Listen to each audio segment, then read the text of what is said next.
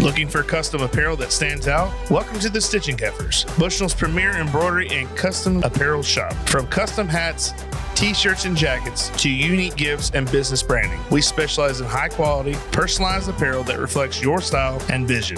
Step into our exclusive hat bar and design your one-of-a-kind custom hat, perfect for personal flair or promoting your brand. At the Stitching Heifers, we're committed to bringing your ideas to life with exceptional service and attention to detail. Whether it's for you, your business, or a thoughtful gift, we're your trusted partner for all things custom in the heart of Sumter County. Stop by today or visit us online to get started. The Stitching Heifers, custom style, local heart.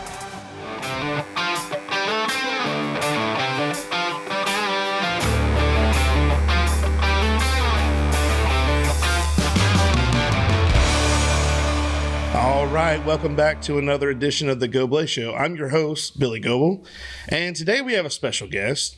He is a talented singer and songwriter, and I don't want to go too far into details, but without further ado, our guest today is Mr. John Johnson. John, welcome to the show, buddy. Thank you, buddy. It's good to be here.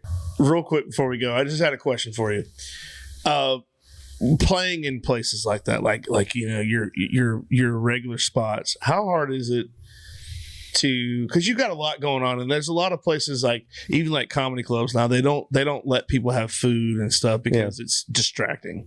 How hard is it to do what you do, and you know you're hearing glasses and beer bottles clanging and people talking real loud, and when they get a little tipsy, they start yelling a little bit louder than normal, tone deaf people. How do you handle that? You just kind of got to roll with it. Block it out.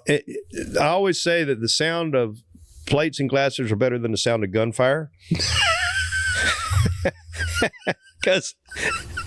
And I've been on stage and heard both. So my God! So you pick your poison, you know, and the only thing that when people and it happens, it's crazy how it will happen. They'll go to a place and they know there's live music, and they will, okay, we want to sit where the music is. Okay. There's a table here that's close to the musician, and then there's a table back here that's about as far away as you can be from the musician. Oh, we want to sit close. We love music. Okay. And then try to talk over me. Well, guess what, folks? I got a knob. And at most places I'm not even at half power. So I can keep, you know, I'm going to be the loudest. I'm going to win the volume game. But if they want to talk, it doesn't bother me, but don't sit right in front of me and then try to be the loudest. Leave that for somebody that really wants to listen to the music, you know. And even my wife does that because she knows at Pat's Taps, she knows that she's going to see people maybe she doesn't see, and she's going to want to visit them. So she'll sit at the back. Number one, she can kind of tell me how it sounds back there. I've always wondered that because I've seen her do that, and I was like, maybe she's just not a fan. I'm kidding. She's not. She thinks I'm too loud. No, I'm kidding. But I figured the same thing. But it's usually it's not, you know, and it can be distracting. I'll admit it can be distracting, but you kind of get used to it. You just kind of got to learn to, now if they sat there and then if they come in the middle of a show and they ask to sit front and then tell me I'm too loud, well, it's too bad. It's not too loud. It's too bad. That's because I work really hard to not be too loud. True. And I don't have a problem with a venue owner or manager telling me at the beginning you're a hair too loud or you're not loud enough, and I'll adjust it. I'm more than happy to do that. To a point. But then to ask to sit stage You're side, asking for it there, and then say, "Oh God, he's too loud." Too loud. You ask to sit with the band. I don't know what else to tell you. You know, you're sitting in the choir right now. You are. You know, you're behind the pulpit. I don't know what. And that rarely happens. One of the most aggravating things, somebody will request a song. And if I know it and I'm going to do it, most of the time, I'll do it almost immediately within a song or two. At the end of the night, you never played my song. Yes, I did. Nope, I requested, I put $1 in your tip jar. I never heard it. I said, no, you never shut up. Quit talking. You missed it. Because I've seen them that they'll go and they'll just blah, blah, blah, blah, blah. And I don't want them to talk. Have fun. Don't get me wrong. But if you ask for a song, kind of listen for it. Exactly. Exactly. Because it's only 2 or 3 minutes long. It's no different from you go to a place where they have a jukebox, like one of those pay to play, and you go, oh, I put $1 in here to listen to Limp Bizkit, and you're like, no, you were over there starting a fight at the pool table. You totally missed it. Or you were in the bathroom. Yeah. You were in there for quite some time. I was getting kind of worried about on your phone. You were on your phone. Yeah, you were on your phone, or you're outside. You went out and smoked. It's amazing how people will miss. Well, and I think the phones have done that to think, because as much as we're on our phone looking at it, we're glued to it. We're not paying attention to it. You know what I mean? Yeah, exactly. It's just there. Yeah. So I think that's given all of us, myself included, we don't pay attention like we used to. Right. We don't pay attention to the things that maybe we really need to. You know what I mean? They're half hearing. Yeah. When you're doing music bingo or music trivia or doing bingo, they're half paying attention. Yep. Yeah. But you say that again. Yep. Oh, I didn't stutter. Yeah. So, and in all fairness, to me, it's. It goes back to what we said before. Maybe they didn't hear me, and I can't get. You got to give them the benefit of the doubt, right? I normally I do. It's the one that. But I think people's attention spans absolutely aren't what they were. Just I'm a big fan. I know you used to watch this too, but when I grew up, because of my grandparents, we would watch Hee Haw. Oh yeah, I loved Hee Haw. Yeah, and that was like the closest a variety show like that is the closest you can get to pretty much. I mean, it's pretty much free entertainment, or whatever. So, but you go back and you rewatch this. Now, some of them are kind of like, it is what it is, depending on who's singing. But you get to see like George Strait when he had a lot of hair, and all these different things. But the thing that we mostly miss is people sitting at a table. Watching, it's not just Hee Haw. Watch an old movie like Goodfellas or something. When they had like Frankie Valli comes out and sings, they're all like, they're like everybody's there's a center of attention, and that guy is there for a reason, and they just are they're there. They're there with them. Yeah. They're going on that journey and they're there with them. And I think I call it a microwave society. Yeah. We want that full night of entertainment in 7 minutes or 5 minutes, whatever it is, spend an entire evening by the fire in a minute and a half. Yep. And we want that gratification so quick. Yep. And it's got to come in a song, or it's got to come in a joke, or it's got to come in a commercial or a show, and and I guess it's a generational thing, but what you and I thought of was funny to me now is not. Yeah, it's not funny. Yeah, but I guess what we thought was funny, our parents may or may not thought it was funny. Oh yeah, you know what I mean. Yeah. And that's a generation. But I see some things and they'll be like, the younger people, man, that's hilarious. I'm thinking that was pretty stupid. I don't know if it was hilarious, but but I think I think they've got to get it quick because their attention span. It's a quick fix. That really attention span's not going to be there for a 30-minute show. So I'll give you an example of that, and I'm glad you brought that up because I'll give you this example. The other night, well, it's been a little bit. By the time this airs. New Year's Eve night, ball drops. I'm like, you know what? I'm going to try my best this year as a New Year's resolution. I'm going to put out more content. I'm going to try because it's hard to do a lot. And so I'm going to try to put out some more content. So, and if I know about something like has been in the past, like I like to clip it and I'll make it funny or whatever. Yeah. And there's a lot of people that haven't seen certain things. So there's a clip that I put on Instagram and it's of Alan Jackson playing at the CMAs. I believe it was the CMAs or it's the AMAs, where it was back in the day he was singing Gone Country. Mm-hmm. Basically the people running the stage managers or whatever told them to go out and they were going to be tracked. The band's going to be tracked. Mm-hmm. I don't even know if Alan was really singing. He probably was. He might have been lip singing. But the drummer went out without sticks. Yeah. And he's back there. Yeah. And he's just going to town. And it's hilarious because you don't really you're not looking at it. You're talking about what we focus on. That has probably, I mean, like I said, it's been in the 90s and nobody's really paid attention to it. We all knew about it right away. Right. In the industry, but Right. So you know how that is. Yeah. I reposted. John, I'm telling you, when I posted, and then when I put it on there, I just screen recorded the video. It's only like 30, 40 seconds. Yeah. But it gives you a good glimpse of the guy air drumming, right? And he's hamming it up because I've seen it. He's hamming it up. He's hamming it up. He's doing a good job.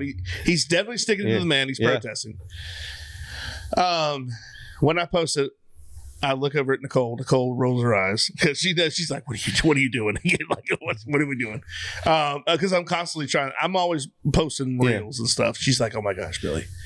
So she's over the videos, like you said. Beverly's over. You know, it's the whole thing. So I post it. I start getting comments.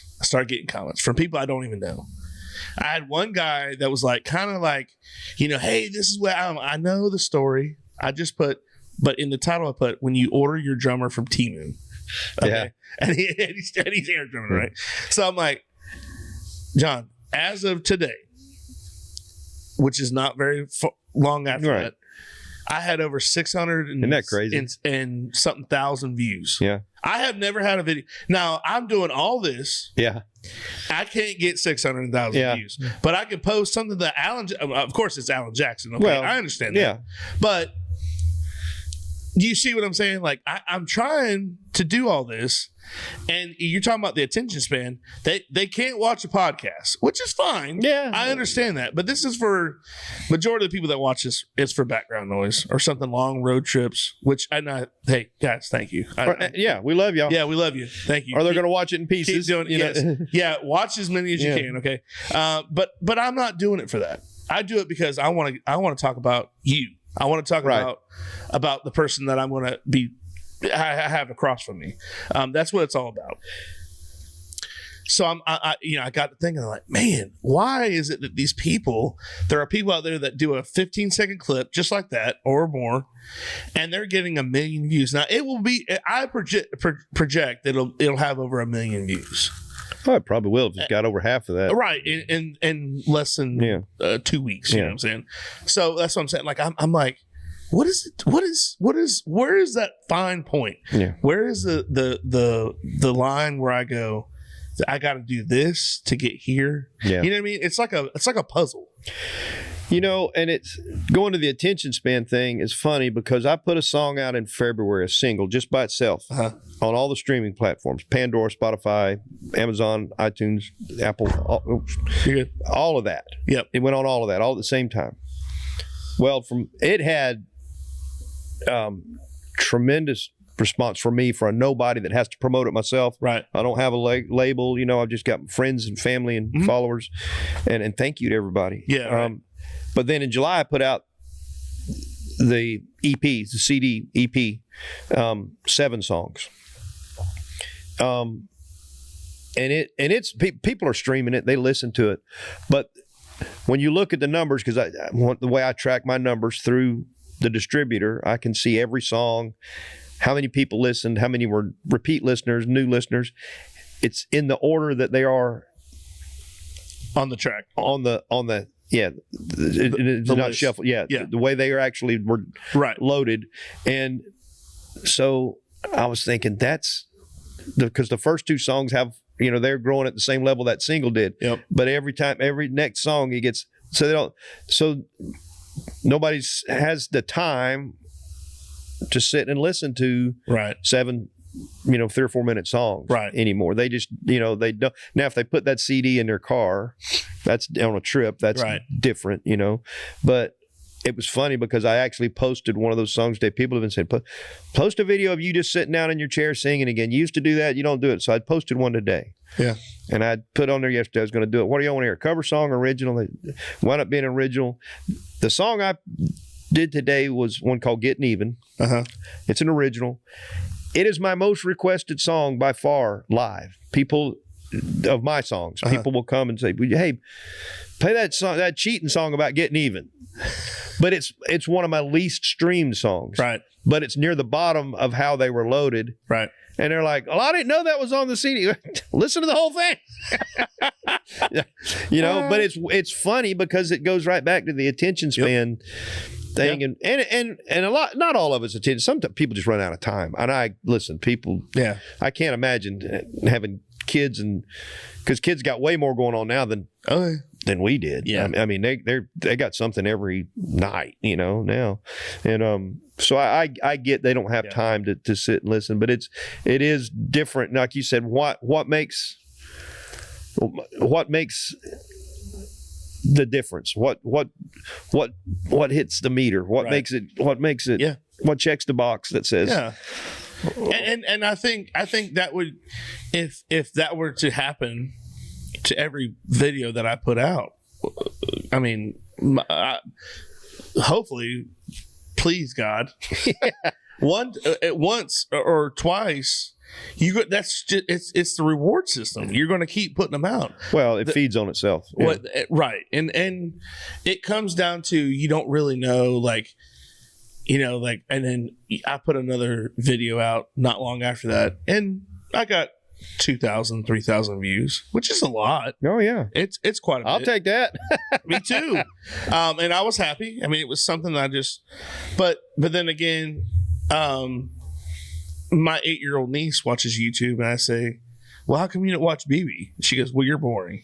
Yeah. And I'm like, well, that's, and I didn't take offense to that because I know but she'd rather watch somebody play with a doll. Wow. Which I can't believe somebody actually does that and gets all these followers and subscribers and whatever. And it's just like, what? Well, and it's like, jokingly, but seriously, like my family, but because I like to my nieces. My nieces now are grown and have children. Yeah. So my great nieces and nephew, they think it's kind of cool that Uncle John's a singer, but I'm just Uncle John. Yeah, you're Uncle John. I'm not, for them, they've seen me at shows and they think it's, kind of neat. They've got merch, hats and t-shirts, and that's all cool. And I love it. But I'm just a guy sitting there in my sock feet on Christmas, I'm the guy that's sneaking an extra piece of ham or something, I mean, you know what I mean? It's so I get it. To them, it's not, and I never want to be anything. I always want to be there, Uncle John. Because me and you get that. We're cool uncles. Yeah. We're like, people come to us and ask us how to be as cool an uncle as we are. We wrote the book. Yeah, but I always want to be that for them. So I don't. But I mean, and it's like my sister. I'll always be I'm just her big brother. Yeah. I'm not John the singer. Or I don't ever want. I want her to be herself. I don't ever want her to be anything different. Not that it would be anyway, but. Every now and then, I think one of my great nieces will kind of pull that card. She'll see something. She'll say, "Hey, that's my uncle." She'll see somebody with a hat or a t-shirt.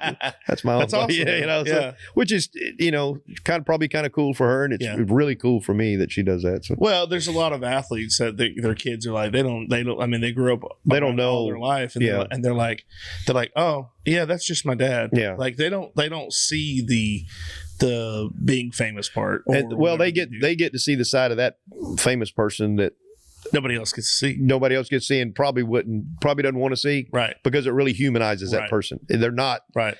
They may be a star athlete. Right. They may be the best cornerback to ever play in the NFL. Right.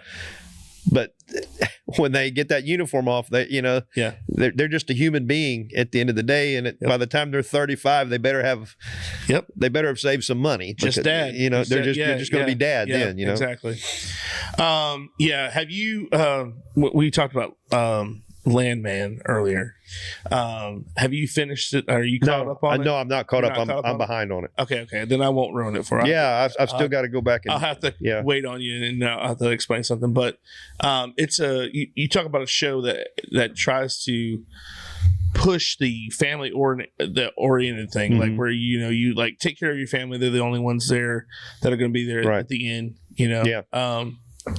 I've always been big on family. Oh yeah, me too. And a lot of who isn't. I mean, it just people that and I've been around people that didn't have the family, right? And they don't know how that is, and I can't imagine not being able to feel that. I mean, I'm sure it's like someone who can't have peanut butter never will know that.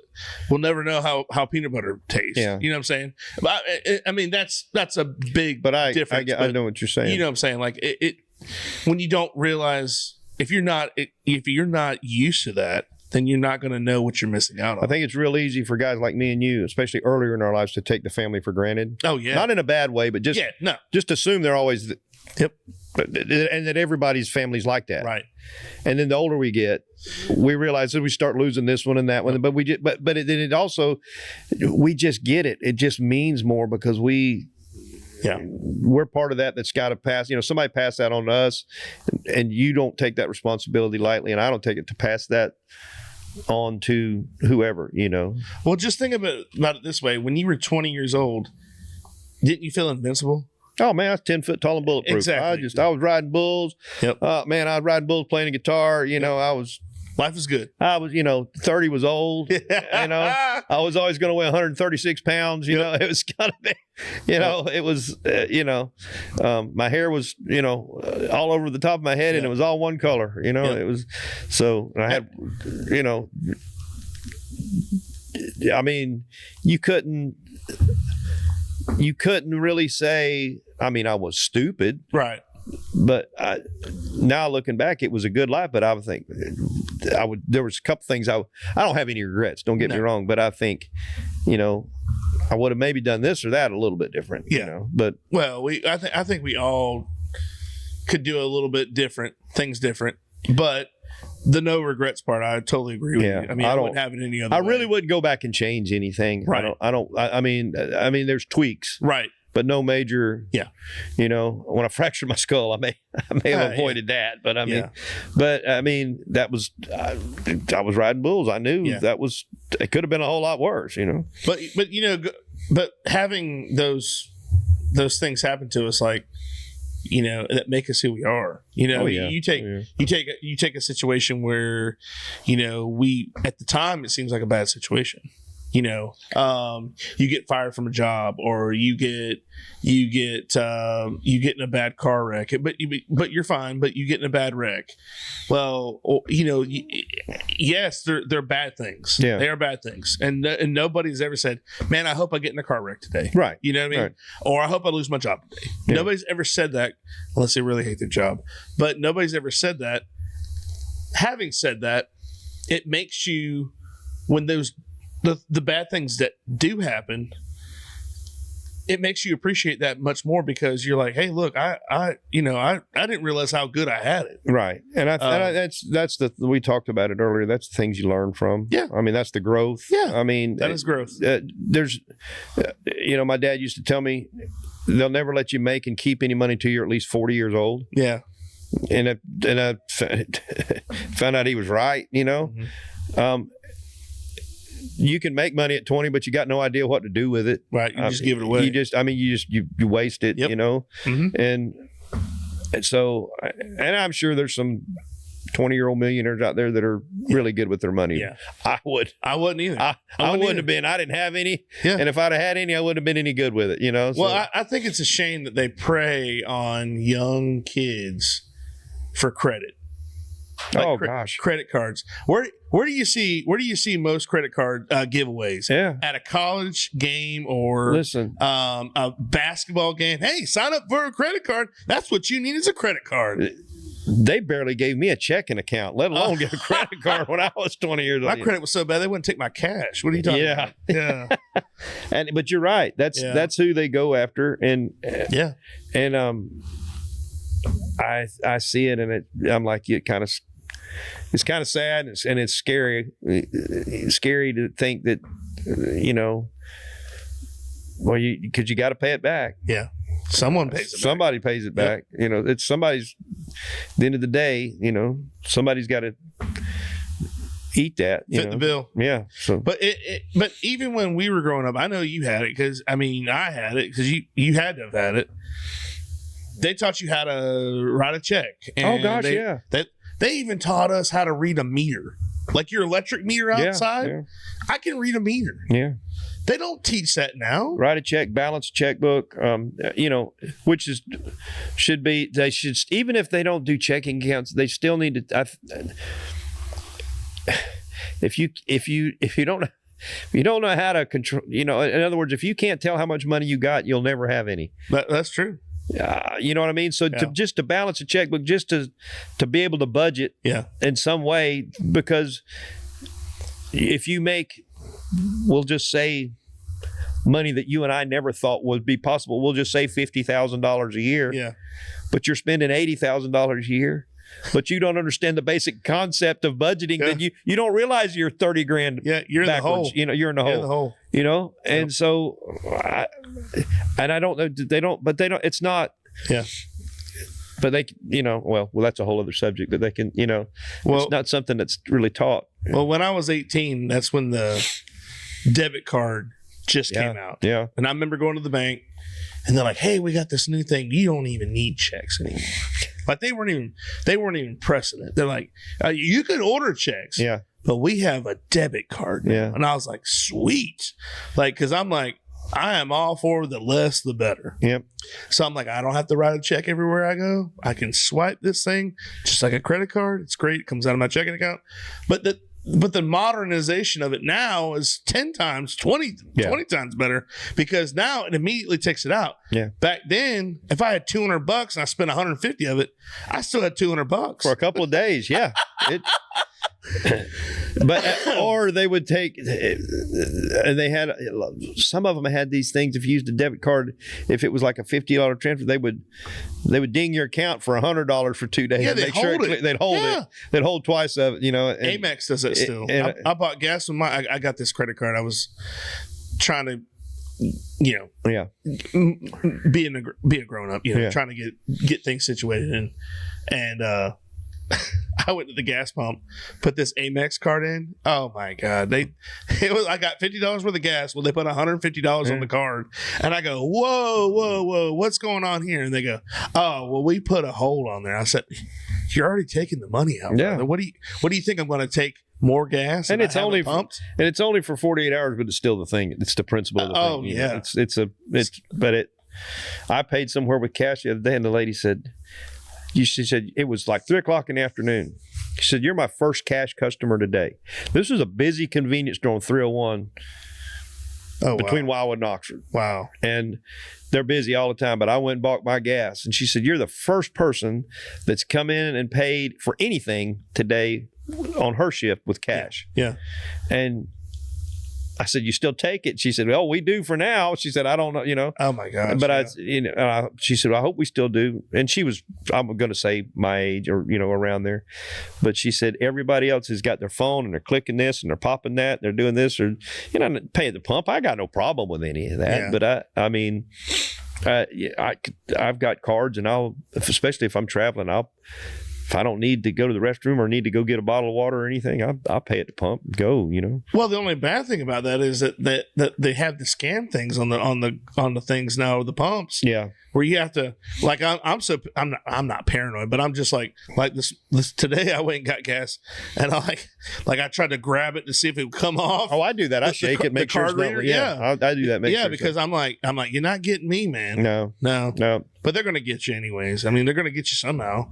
I got a friend of mine that goes to when they're going to travel, they try to stop at the same one. And I don't know which, you know, he plans out his route, but then he goes in, pays cash for basically a gift card for that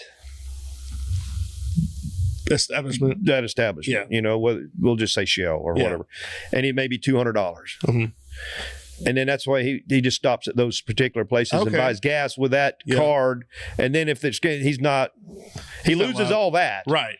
But he's not out. That's it. Yeah. Yeah. Because if you're traveling, those are the worst when you're on the interstate, off the interstate. You know, those are the worst ones. But shady ones. They get hit because the bad guy can be in and out of there quick. So they're the ones. That Chevron that's at the end of the hill. You know, that's right. That's got it's open at 4 a.m. You know, it's got the busted air pump out there at always. Yeah. It's at 4 a.m. You know, you can get a used bottle of water and a bottle of water. Well, it's half price because it's only half full. You know?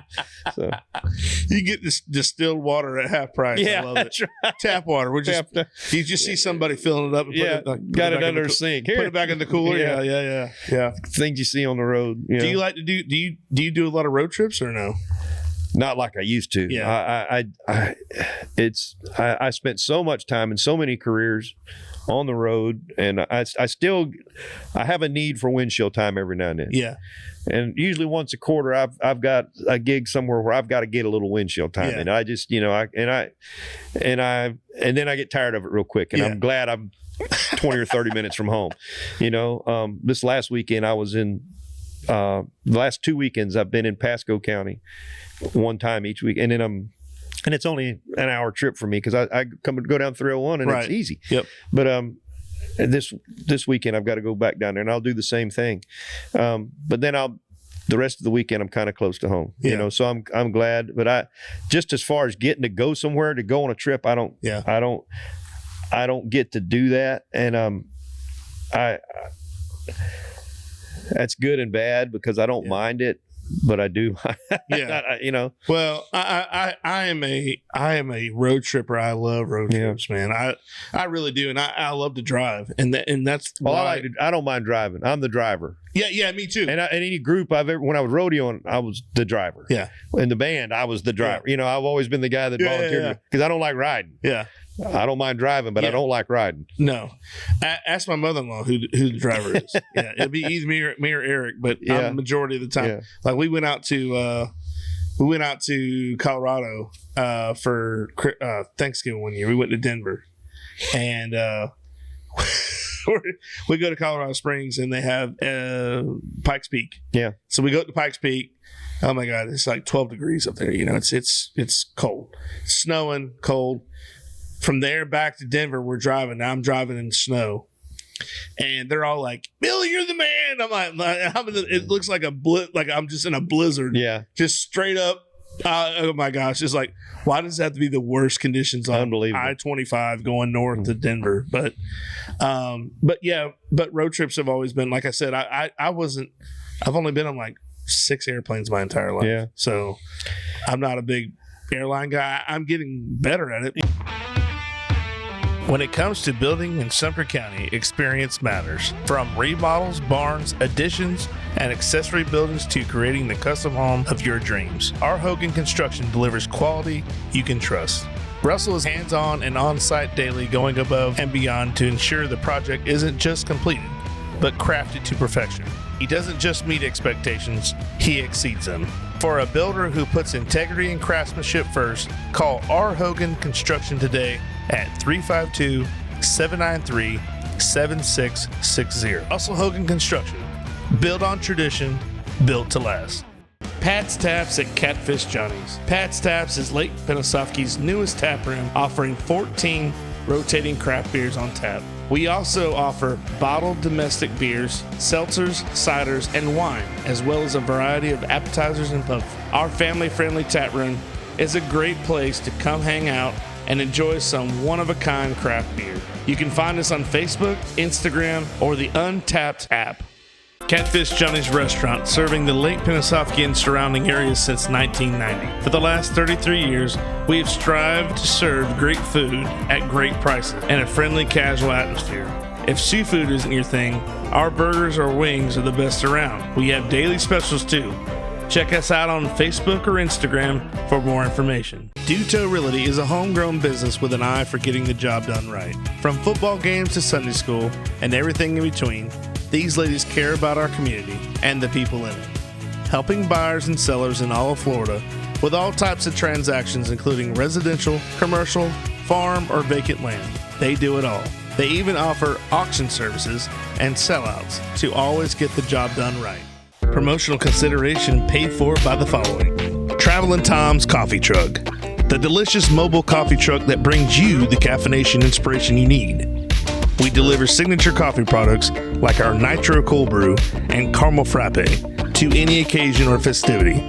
And for those who don't like coffee, we offer a variety of delicious hot chocolates, energy drinks, lemonades, and teas. That's Travelin' Tom's Coffee Truck.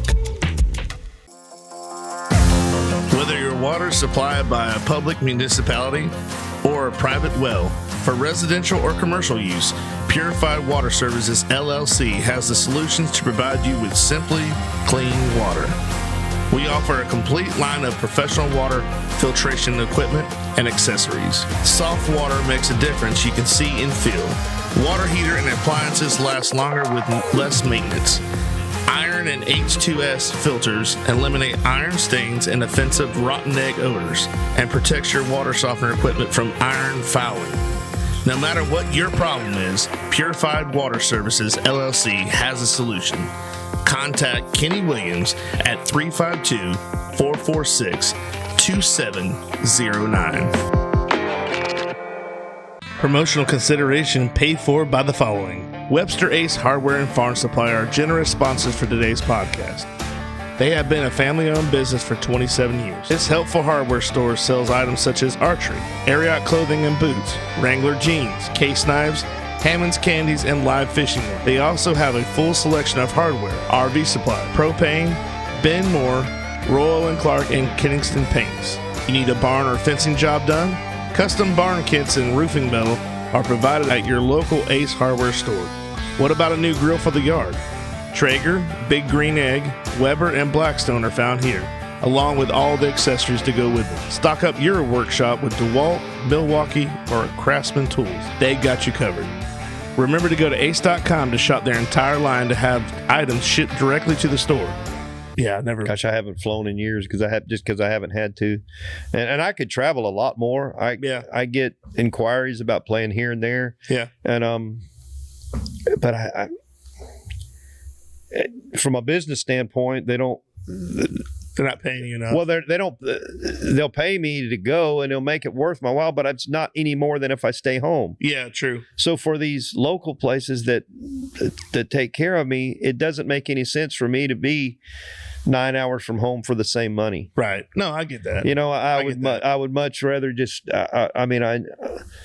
I enjoy being home. Well, but I was going to say, but if you were 25 years old, you'd be all about it. And that's what I tell younger guys. It depends on what your goals are. Yeah. My goals are, I'm not trying to get a record deal. I'm not trying to be famous. I'm not trying to do this and that. I got bucket list things that if I was invited to play the Opry, I'll go. Because I've never done it. Right. I've been there. Right. I've been to the Ryman. I've stood on the stage. I've never got to play a song in front of a crowd on stage.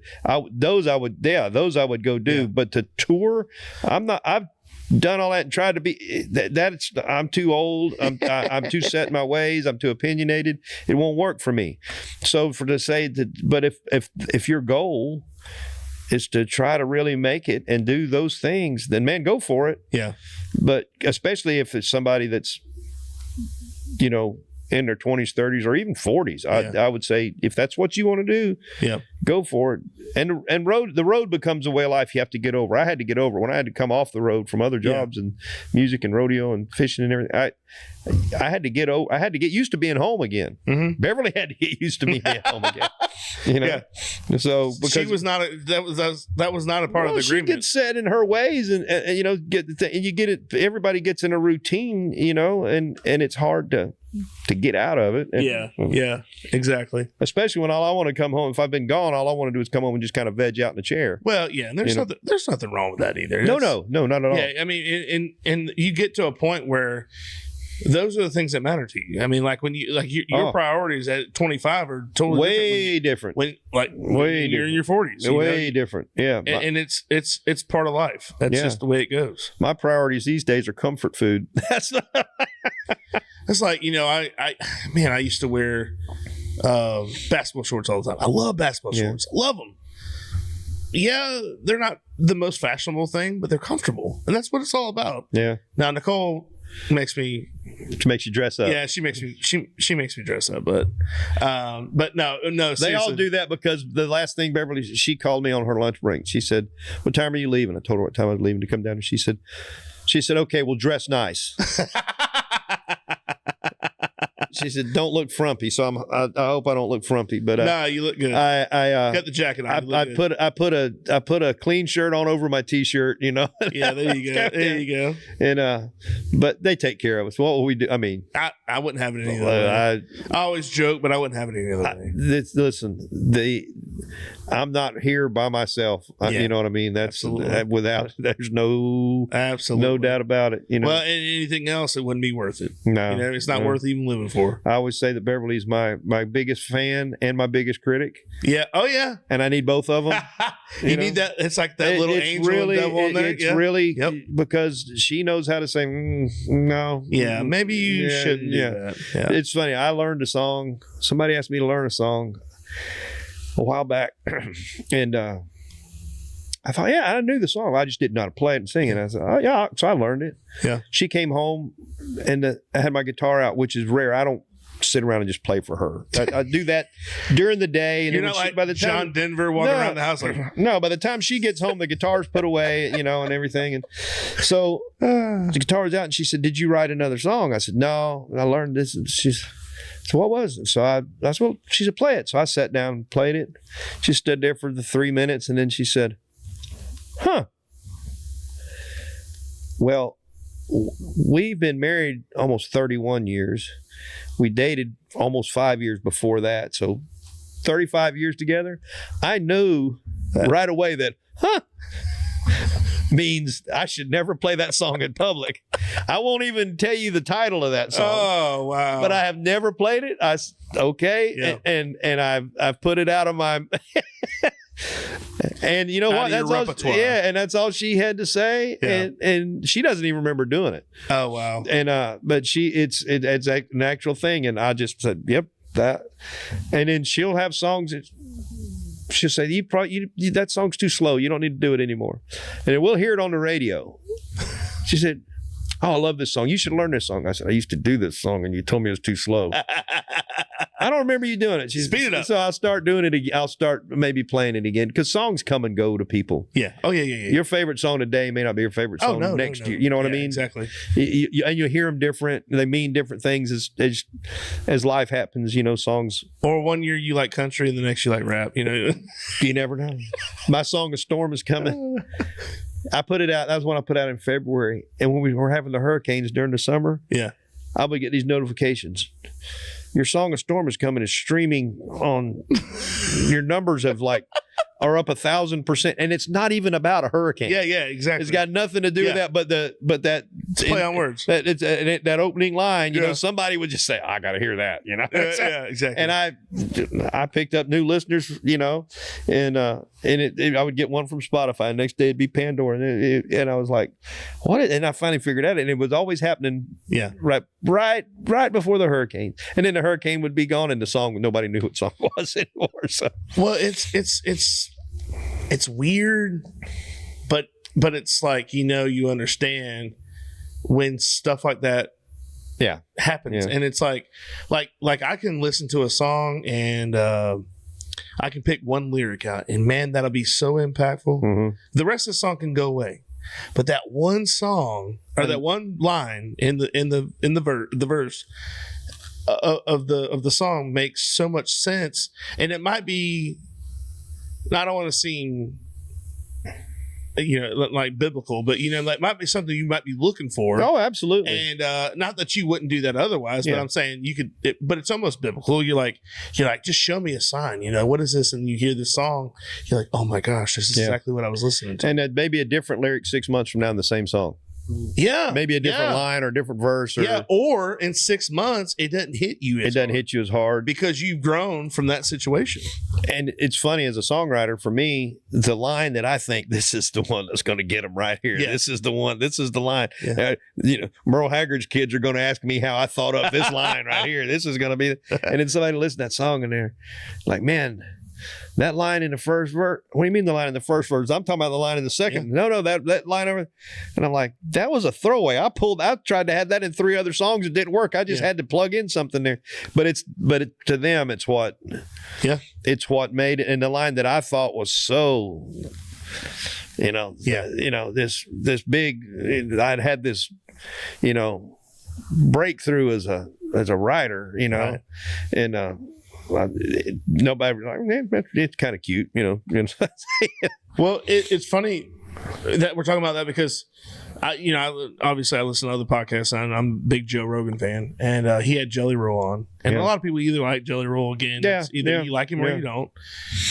And he was talking about the time that Eminem, about I guess a year ago, he's putting this new album out, and he wanted to use Jelly Roll's song "Save Me," and which is a great song, and but he's like, so he's like, he's curious too. He's like, what part of the song do you want to use? Or maybe he'll use he's going to use the chorus, and no, it's the very, very beginning of the song. Yeah. But so it's the same deal you think, this most impactful part of the song will be the one they're going to use because that's normally how he does it. Yeah. But he switched it up on him. He's like, no, I want to use just, what is that, a riff or whatever?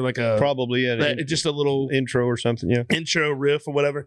And he's like, and that's what I want to use. So he was like, oh, okay. He goes, well, listen, if Eminem wants it, he can have it. Yeah. Whatever. He's done a lot with other songs. Tell him he's got my blessing. Well, and I think as a writer, however it impacts somebody, or for me at least as a writer, and other writers I've talked to have told me this, the ones I've had enough nerve to ask, the fact that it impacts somebody is the key in some way. Yeah. And that it has an impact, and I've got songs that, my songs for the most part are we won't call them happy songs. You know what I mean? Right. I write ballads. I'm the first to admit it. I write sad ballads. Yeah. That's the ones I like to sing. That's the ones I like to write the most. And so, but there's some that they're so sad you want to stab yourself in the eye with a fork when you listen to them. But I've got people that come up to me and they, I've just in tears. Yeah. But they're tears of joy. So that reminds me of my dad or my grandfather. Yep. And I had one of my songs, one of my closest friends lost his dad right before we put the CD out. And he wanted to know if he could use one of them at his dad's funeral, one of the songs on there, to play at his dad's funeral. I had never thought of that song at a memorial service or a celebration of life. Yeah. So I sent him the copy that I had. It was already finished. It just wasn't out yet. So I sent him what I had, and he used it. Oh, my gosh, that's one of the greatest honors I've ever had for somebody to ask me that, that song touched him in that way. And, so it is what it means to be. And I have the ability to make a lot of people. Catfish Johnny told me one time, he said, you make a lot of people cry when you sing, some of them for good reasons, some of them for bad reasons. He was always a half full, half empty. Yeah, he was a mentor of mine, and I never wondered what he was thinking. Yeah. And he told me exactly what I needed to hear. Yeah. And I didn't always like it. And a lot of times I didn't like it for years. Yeah. But it made sense later on, and there was times that he would think that I needed to do something this way, and looking back, at a lot of times he was still wrong. And I would tell him years later, I said, I was always right about that. Right. He said, you probably were, but he said, I'll never tell you. So but there was guys like him, Johnny Bonds from Wildwood. Johnny Bonds told me one time, he said, I don't know if you'll be famous, but you will have food poisoning at some point in your life. Being on the road. And he was right. He said, but those guys like that, and that's what I try to do now for some of these younger guys like Nolan or Austin Stanley. I can't teach those guys how to sing. I can't teach them how to write. They're so far ahead of where I was at their age. And they'll be so far ahead of where I am now when they're my age. But all I can do is tell them this is where I screwed up, and this is what worked for me all these years. Right. And this is how I think would be the best and easiest way for you to navigate this, Right. And if they take the advice, great. If they don't, great. It's out there, Somebody gave it to me when I was younger, and I believe it's important to pass that on. Right. So I see you do it with, community activities and things like that, where you really give back because somebody was involved, when you were coming along, when you were in school, somebody was involved in the athletics and gave back to those things, and you do it now, and it's a passion. You can tell it's a passion of yours that you do those things, coaching and, helping out with the athletic programs and everything. That's, you could do that every day and you're not going to be mad about it. Yeah, no, I love it. I love it. I get that. That's what it's all about. Yeah. When it comes down to, there's always the famous saying, when it's your time is done, how do you want to be remembered? Yeah. And it's like one of those things where I'm like, I've always been a fan of anything that is positive and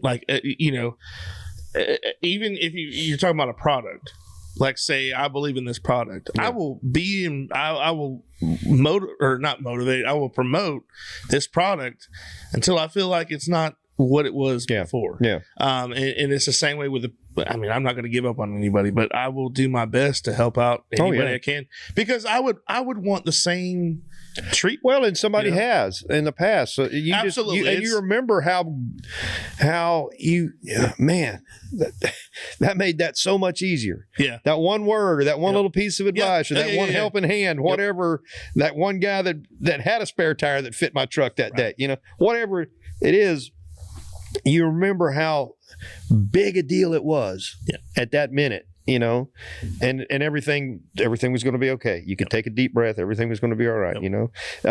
Whether it's a loss of a loved one or a loved one sick or whatever, when my parents were sick, I had different people that would just send me, people I hadn't heard from in years would shoot me a text. Yeah, man. And it just make you feel, and I vowed then, and I do that now. The people that, that are kind of going through things, and I'll just shoot them a text, man.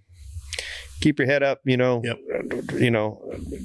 whatever, and usually I kind of have something to say without giving any advice. Yeah. Because that's the last thing they want usually is advice, but I try to just be, like you said, be positive and just kind of let them know that, somebody out there, the whole world isn't against you. I'm on your side, and I'm pulling for you.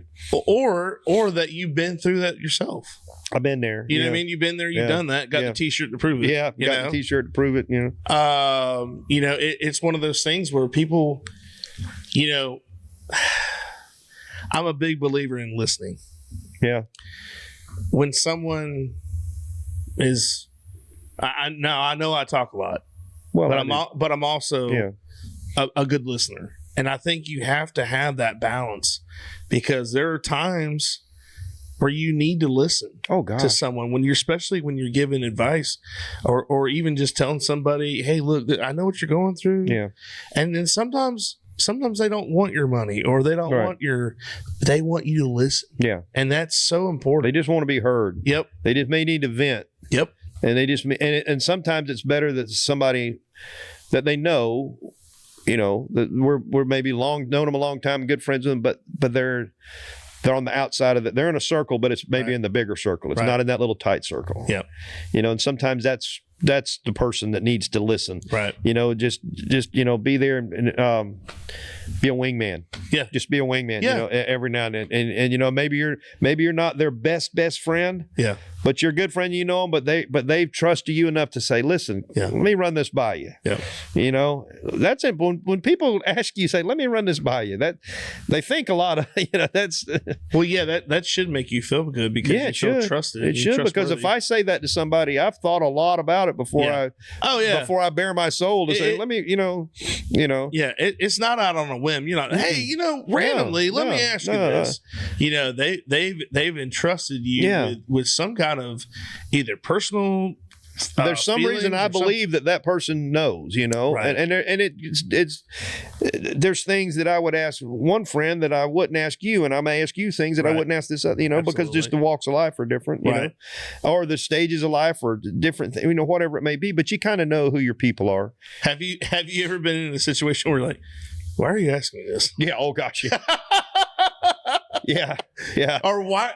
No, here's the best. Or please don't ask me. Why are you telling me this? Yeah. Why are you telling me? I had a friend that I knew the second time he divorced his wife. Yeah. That I knew the first time he divorced his wife that he was going to divorce her a second time, because I just anyway. And when they split up the second time, he's like, that old so-and-so and so-and-so, don't you think she was the biggest blankety blank blank blank? You know, I said, well, man, I don't know. Oh, you could tell me we've been best friends. And I said, well, I'm friends with her. No, she was the biggest blank blank blank. I can't believe you won't talk. Come on, tell me what you really think. I said, oh, man, I'd rather not be in the middle. Well, 6 months later, they were back together. Yeah. And I knew that's what was going to happen. Yeah. And I would have been the ex-friend, you know. Yep. If I'd just gone along and agreed with him. You would have been that wedge. And I was just like, I don't want to know all this. I just, because I know that you guys are going to want, because this is what y'all do. That they split up and get back together, split up and get back together. Well, my favorite thing is when people ask you for, so they're like, so John, I've got to ask you a question. Should I do this or should I do that? And then you say, well, you don't more or less get out, well, and they go, I think I'm going to do this. Yeah. Half the time, these people have their minds made up anyway. They just want to be validated. They just want to, they want to hear somebody go, well. Want somebody to agree with. Yeah. Or just somebody. They just can't wait to tell somebody they're going to do it a lot of times. That's part of it too. Well, I think another reason is that they need somebody to actually converse with so they don't seem crazy. Yeah. Because I'm sure they thought it over their head 1,000 times before. Yeah. Hey, you know what? And you know what? A lot of that. I'm going to ride a bull. This is a good idea. Yeah, that was a great idea. Yeah, you know, I'm gonna play guitar and sing for a living. That's how I'm gonna make my money. I'm gonna sit on a stool and sing stories for 3 hours a night. You know what's funny is a lot of people don't realize this, but I used to work with you. Oh yeah, at Wildwood Middle High. Yeah, you were the plant manager there. Yeah, and that's how I really got to know you. Yeah, and I mean, it was just I would rather come to you than most people at that campus because I felt like you had a better. Well, for one thing, you were in charge of it, so that was which was really scary in its own right. Yeah, your first time, you're like, he's in charge. I felt like I was drinking through a fire hose the first 3 months I worked there. Well, you had Hamp there, and he's a great guy. Oh gosh, yeah. He and I got to be really good friends. Yeah. In that year. We kind of both laughed at it when he retired. He said, you know, neither one of us knew how good of friends we were going to become. Yeah. The year he worked, but we kind of got the same sense of humor. We like the same music. Yeah. We laugh. We're the same age, more or less. He's, I think, a year older than me, but we kind of laughed at the same things, you know, and had a lot in common. He was really good at coaching basketball. Oh yeah. And I know nothing about basketball, but yeah, he was a good boss and still a good friend. Yeah. So you have your music now, but you know, do you ever miss the days at school or even at the city of Wildwood? I miss some of the people, like you say. Talk about Hamp, and then I saw a former coworker from the city of Wildwood the other day, and I've seen a couple of different ones of them, and I see a couple of the teachers occasionally. They'll come to shows that were teachers at the school the year I was there. And I'm always glad to see them. Yeah. I miss those people. But to miss the rest of it, I got the best job in the world. I mean, I tell people that all the time. It's, you know, I try real hard not to get aggravated or not to, you know, this gig's better than that one. I don't want to play, you know, listen, I get to sing and play guitar, and somebody gives me money at the end of the night. That's, you know. Now there's people think, well, he sits around and watches soap operas all day. No, there's a whole lot more that, you know, there's a whole lot more that goes into those 3 hours than most people realize. But no, I mean, I miss a lot of the people I worked with at different jobs, but I get to do music my way now. Before, when I was doing it, I didn't get to do it my way, and I didn't like it. Yeah. And that's one of the reasons I got out. But now that I get to do it my way, play the places I want to play the songs I want to sing. Yeah. And if I don't get to, if I don't get to do it my way, I don't do it there anymore. Right. If they say, well, you got to play this song or that song, or you can't do, And I'm fortunate we live in an area that has a great music scene. Yeah. So I don't have to travel a lot, and I get to make a good living, be happy, keeps my wife happy. And I'm home 200 some things, and I'm home. I'm not out of town 10 nights a year. Yeah. I think I spent less than 5 nights out of town last year. Oh wow, that's and that's for my profession. Yeah, that's unheard of. Yeah. So I'm tickled to death with that. So we're talking about different places. Has there been a place, and you don't have to say any names, but has there, and I'm sure this has happened, has there been a place where you're like, this is not what I expected. I thought this was going to be a little bit better. Oh yeah. Because I've heard you say during your shows, like, I was over in the corner by the boiler. And I play a lot of corners. And that one song I got, it's not really a stage, it's just a corner. That's the opening line of the song. And that's okay. But there's some the places I don't think I have anywhere that I've played in the last 6 months that I said I'm not going back. Yeah. Because now I've kind of narrowed them down. Well, yeah. And I've got enough information now from all the other local that I know that I can call and say, hey, this place called me, and they're like, no, don't go there. Right. Right. And because we have a little network that we talk to each other, but I don't have any place right now that I've been in the last, probably even in the last year, that I would think not going back. Every place I play now, they're really good to me. They're safe. They're clean. Yeah. They do things right. They're professionals. Right. That's their business. That's what they do. They've got to be open next week. Right. Yeah. So they got to do it the right way. Right. And they got to be open next month. Right. So I really. And somebody said, you need to go get new places. And I've got a couple newer places that I'm playing this coming for 25. Yeah. But I didn't have to eliminate anybody. I haven't had to. I don't think I've just quit going back to a venue in a year now. I think this last year I really got them. Yeah. Really got, and I love the places that I play. They're good to me. It's a good mix. Yeah. They're all different, So it's got a couple of new ones within the last 6 months that I really enjoy playing. Mm-hmm. I got a couple others that I'm looking forward to for this year. So, and if they keep asking me back, as long as they keep asking me, I was gonna say, like when you say you need to find new places, I'm like, I'm sure you're not opposed to that. I mean, you're not. No. You know what I mean? You're gung ho about new places. Oh, but yeah. It's got to be a good fit. It's got to be. Yeah. Well, if it ain't broke, don't fix it. If it ain't broke, don't fix right. it. It's got to be, but it's got to be. It's funny because there's something in the old musician that still loves playing a dive bar every now and then. Yeah. I just, I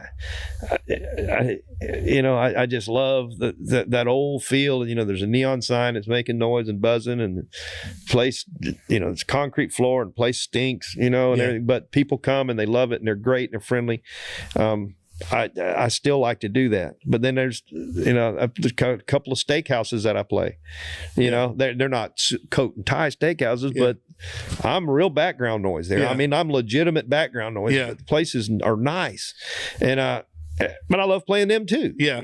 So but I do like new venues if it's a good venue and it's where people enjoy it and are having fun and it's a positive feel to the place. Right.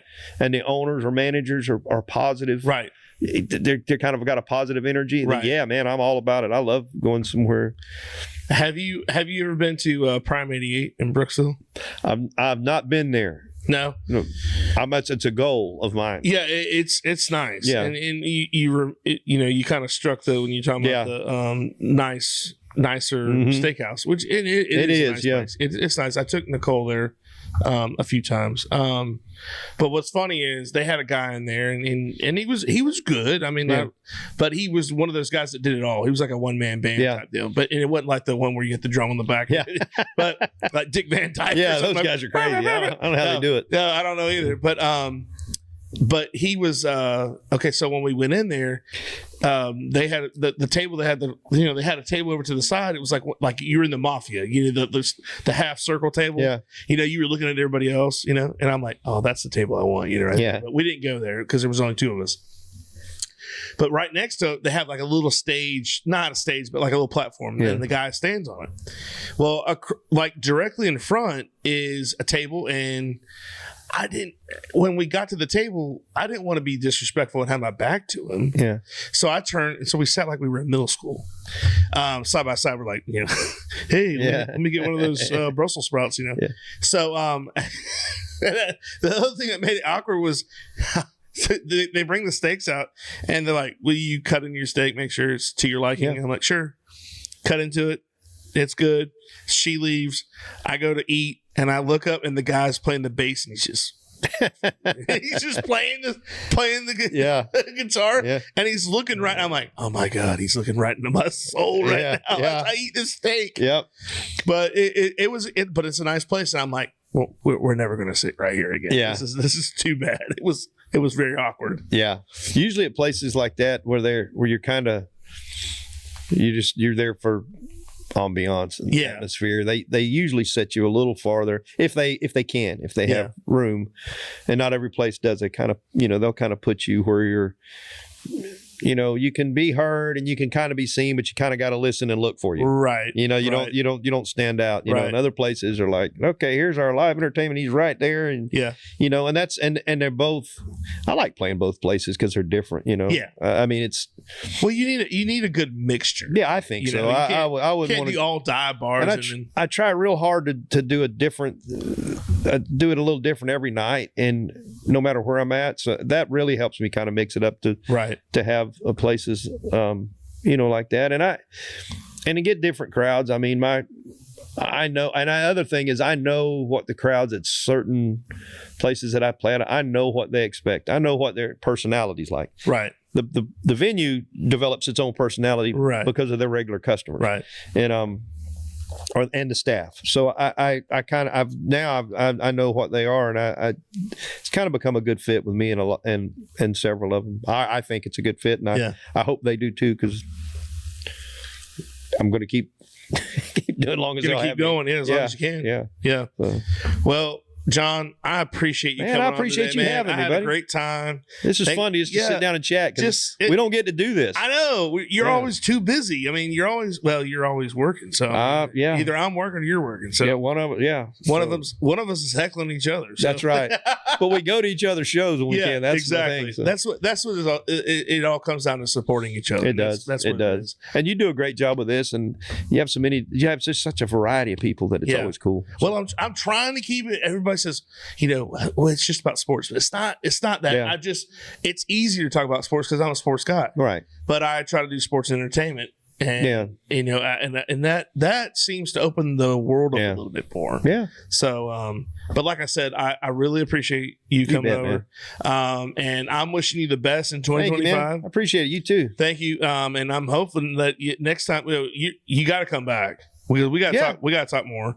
Yeah. But right now we're at almost 3 hours. So we probably you got to do some editing on this one. We'll be a 3-part series. Don't worry. But I'm gonna go ahead and sign off. So switch my camera. There you go. Guys, thanks for coming out. And that was John Johnson, good friend of mine. I want to call him a really good friend of mine, and a great performer, I might say. So check him out. Real quick, John. I almost forgot. Do you want to plug your Instagram and all that? I got an Instagram page and a Facebook page. John Johnson is the Facebook page. And then it's a like page. And then I think it's John Johnson Music or something similar to that. And they can find you on Spotify too. Yes, and I'm on Spotify and everything like that. And and get a hold of Billy. He can send you the links to those things. That's true. I will definitely get that for you. So I'd love to have them follow along. Yes. Thanks again for joining us. Guys, thank you to all our supporters, sponsors. Without this, again, like I said before, and every episode, we cannot do this without your help.